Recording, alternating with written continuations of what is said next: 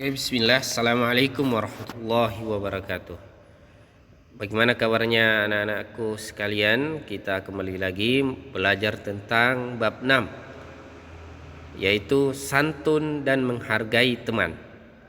Ya, pelajaran agama Islam dan budi pekerti kelas 4. Hari ini kita akan belajar. Sebelum kita belajar, marilah kita berdoa terlebih dahulu. Baca doa belajar. Bismillahirrahmanirrahim. Rabbi sidini ilma warzuqni fahma waj'alni minas solihin. Yang artinya, ya Tuhanku, tambahkanlah ilmu kepadaku dan berikanlah aku karunia untuk dapat memahaminya, dan jadikanlah aku termasuk golongan orang-orang yang soleh. Amin. Kemudian kita masuk ke peta konsep hari ini, yaitu perilaku terpuji. Perilaku terpuji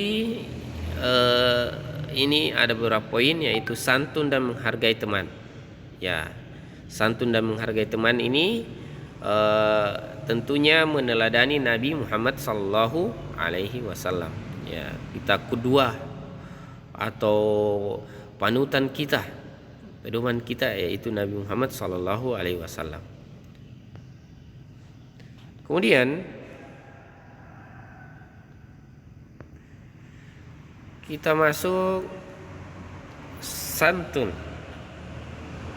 dan menghargai teman. Santun adalah budi pekerti yang baik. Sikap santun dan menghargai teman sangat dibutuhkan dalam kehidupan sehari-hari. Apabila kita dapat santun dan menghargai teman, maka kita akan mempunyai banyak teman. Kita akan dihargai oleh teman. Bagi seorang muslim, perilaku santun merupakan salah satu dari tanda kesempurnaan iman. Kemudian dalam kehidupan sehari-hari, santun dan menghargai teman dapat dilihat dari berbagai bentuk. Yang pertama, santun dan menghargai teman di rumah, santun dan menghargai teman di sekolah, kemudian santun dan menghargai teman di masyarakat. Kemudian yang kedua, hormat dan patuh. Hormat artinya menghargai atau taksim, hikmat atau sopan. Sikap menghormati artinya sikap saling menghargai yang muncul dari dalam diri sendiri, yang ditunjukkan kepada orang lain, terutama kepada orang yang lebih tua dari kita, seperti orang tua, kakek, nenek kita, dan orang lain yang lebih tua dari kita, termasuk guru kita. Kemudian sikap menghormati dilakukan orang yang lebih muda kepada orang yang lebih tua. Kemudian sikap yang dilakukan orang yang lebih tua kepada orang yang lebih muda disebut menyayangi. Ya, itulah sebabnya kakak harus menyayangi adik, dan adik harus menghormati kakak. Kemudian perilaku hormat harus diperhatikan dalam kehidupan sehari-hari. Kemudian yang kedua, patuh. Patuh artinya menurut, taat dan disiplin. Mematuhi artinya menurut atau taat pada perintah atau aturan, baik itu aturan agama atau aturan dalam masyarakat. Contoh patuh terhadap orang tua adalah mendengarkan dan mematuhi perintahnya. Patuh dan taat kepada orang tua merupakan salah satu contoh kita berbuat baik kepada kedua orang tua kita. Jadi kita harus patuh dan taat kepada kedua orang tua. Karena kalau kita tidak patuh dan taat kepada orang tua, kita bisa digelar orang yang durhaka. Ya, dan durhaka itu kepada kedua orang tua adalah salah satu dosa-dosa besar.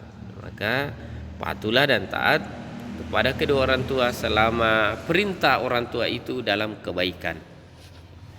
Kemudian keteladanan Nabi Muhammad sallallahu alaihi wasallam.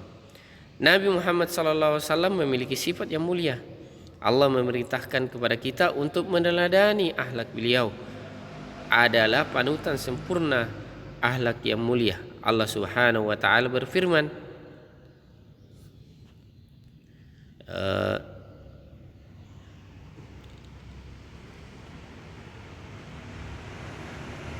kemudian intisarinya, santun adalah budi pekerti yang baik.